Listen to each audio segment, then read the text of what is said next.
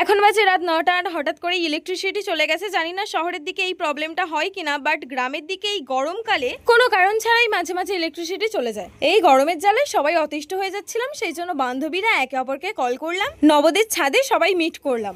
দেখো, বান্ধবীরা একসঙ্গে আছি মানে গল্প তো হবেই, কিন্তু গল্পের পাশাপাশি একটু মুখ না চললে হয়। তাই বাড়িতে অনেক ফল থাকায় সবাই মিলে ডিসাইড করলাম একটু ফ্রুট স্যালাড বানানো যাক। সেই জন্য দেখো, শাকালু, শশা, বেদানা, তরমুজ, কলা, আম দিয়ে তৈরি করে নিলাম ফ্রুট স্যালাড। তবে এই ফ্রুট স্যালাডে বিট লবণটা অ্যাড করায় স্বাদটা একটু বেটার লাগছিল। দারুণ, এইরকম ফল তো আমরা কোনোদিন খাইনি।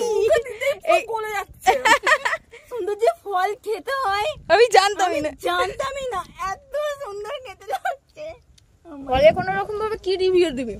ওয়াও, ফলটা কি সুন্দর খেতে হয়েছে। সবকটা ফল ফল তো একই খেতে। যাই হোক, ফানি রিভিউ দেওয়ার পর একটা সিরিয়াস রিভিউ দিচ্ছি। আমুলের এই যে ম্যাঙ্গো দইটা দেখছো, এটা খেতে অসাধারণ ছিল।